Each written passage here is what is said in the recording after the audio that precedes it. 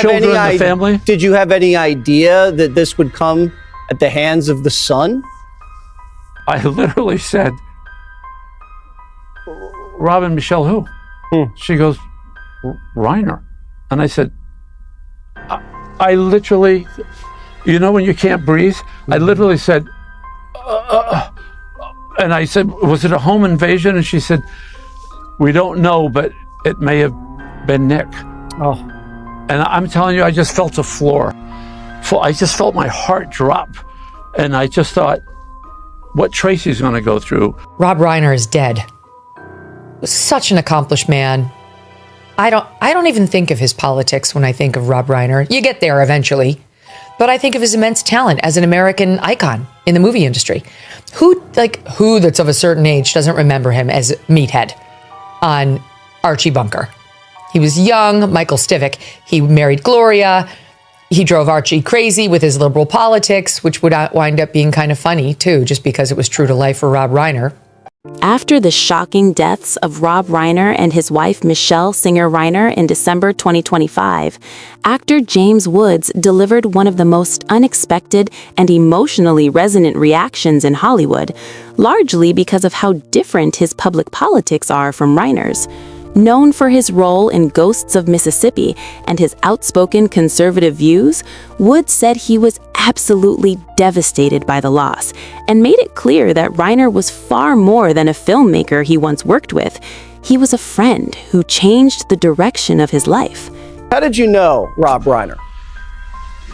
I knew Rob Reiner because at a very, very down point in my career, Rob literally saved my career and my life, and he really fought for me when the studio didn't want me in a movie. I was 32 years too young for the part, but he really believed that I was right and could do it. It was something that virtually nobody agreed with, and we did Ghosts of Mississippi together, and I went from really being basically out of a job to getting an Academy Award nomination, and I give all the credit to Rob. Woods repeatedly credited Reiner with believing in him at a critical moment in his career, explaining that being cast in Ghosts of Mississippi came during a low point and ultimately led to an Academy Award nomination that helped revive his professional standing. He described Reiner's support as something that put me back on track in a deeply meaningful way. What stood out most in Woods' reaction was his insistence that politics never defined their relationship. Yeah, I think Rob Reiner's influence can't be underestimated. You just have to look, first of all, his run of films in the 80s and 90s as a director, which included This Is Spinal Tap, When Harry Met Sally, The Princess Bride, and others, Stand By Me, I could go on. But almost all of those films are deemed classics, some of the best in their respective genre. At a time when politics has turned many friendships into public battlefields, the relationship between James Woods and Rob Reiner stands out as a rare example of how two people on opposite ends of the ideological spectrum manage to maintain respect, gratitude, and even affection for one another. Rob Reiner is widely known in Hollywood, not just as the director of Misery, A Few Good Men, and This Is Spinal Tap, but also as one of the industry's most outspoken liberal activists. James Woods, by contrast, has become one of Hollywood's most vocal conservatives, frequently clashing with liberal figures on social media and television. On paper, the two men should have been adversaries. In reality, they remained connected by something deeper than politics: shared history, professional loyalty, and personal integrity. What did he do?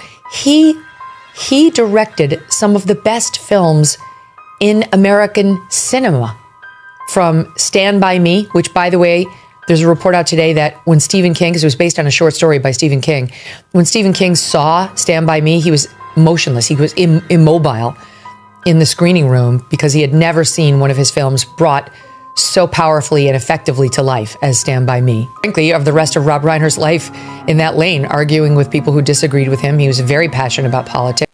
Their bond was forged long before today's hyper-polarized climate. Woods has repeatedly credited Reiner with changing the course of his career by casting him in Ghosts of Mississippi, 1996. At the time, he says he was at a low point professionally, and Reiner took a chance on him based on talent, not ideology. The role earned Woods an Academy Award nomination and helped revive his standing in Hollywood. That kind of professional faith leaves a lasting mark, and Woods has never forgotten it. What's important is how Woods describes that decision. He has emphasized that Reiner never asked about his politics, never tried to reshape his beliefs, and never treated him differently because of ideological disagreement. To Woods, that mattered enormously. In interviews, he has said that Reiner judged people by their work ethic and character, not their voting record.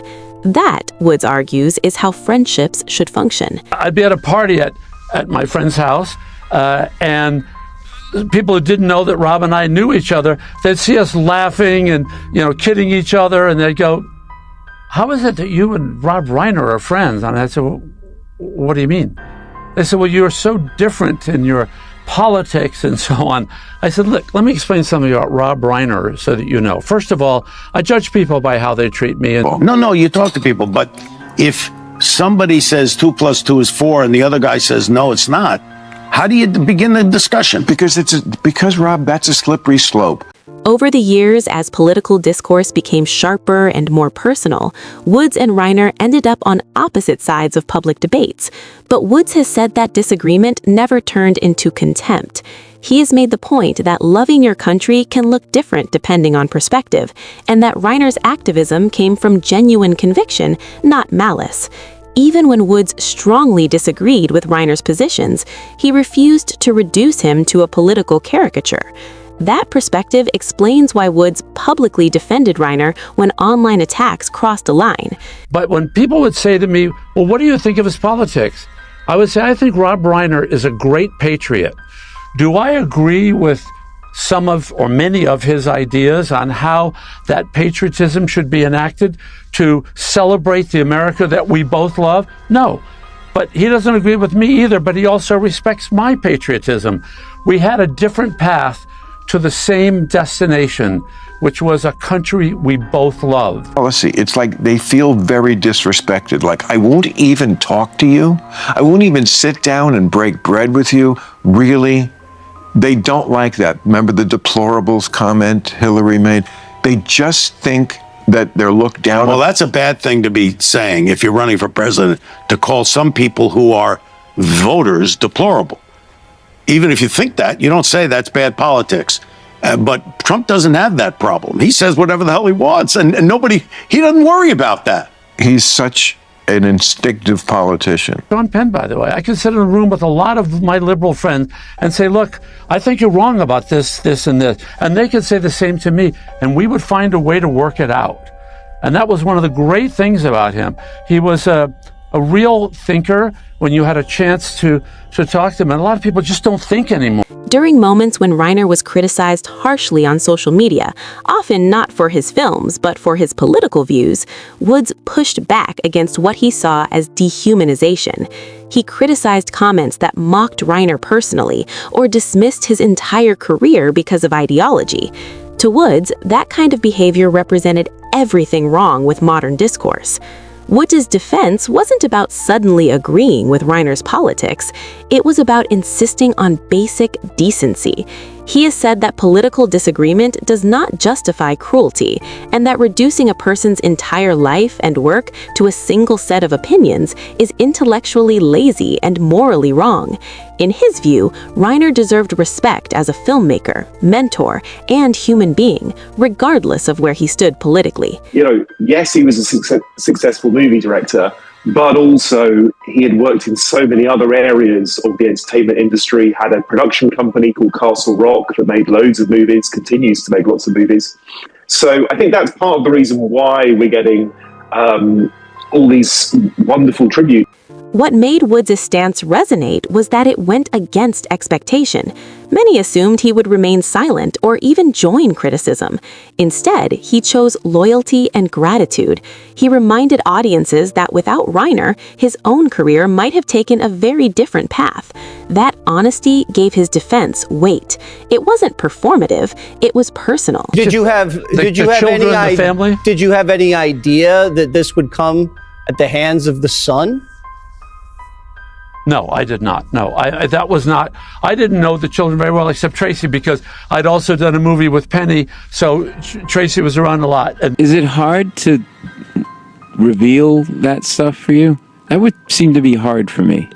It's not hard to reveal that stuff. It's only hard to reveal that stuff to then get told you're a spoiled white rich kid, and it's like, okay, maybe all these things. Well, who would say that to you? Not your dad. No, but the world, listen, I had to talk to him about this. Listen, I know what it's like to be the son of, and to have people assume certain things about you, and it's very, very difficult. Well, how did you handle that? Well, I mean, obviously you didn't go to drugs, but you must have had those issues. Your father's an icon. In the 60s, there was plenty of drugs around. Yeah.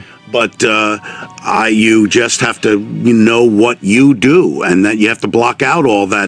Ultimately, the Woods-Reiner relationship highlights a version of Hollywood that feels increasingly rare, one where people can argue fiercely about ideas while still honoring shared history